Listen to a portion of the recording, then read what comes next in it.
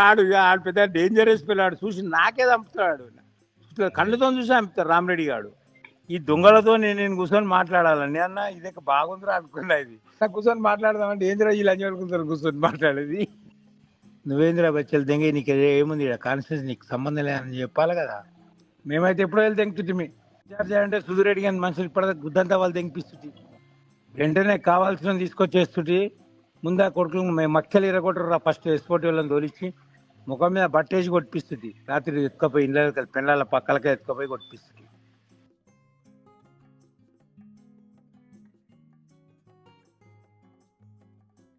గౌన్లోళ్ళంతా బటబాజిగాలు ఇంకో ఓళ్ళు లేడు. రామ్గాడే చెప్తాడు, దొంగ లంజోడుకులు అన్న మా గౌన్ల లంజోడుకులు పుసుకుని నమ్మేవి గిట నమ్మకం అని చెప్తాడు.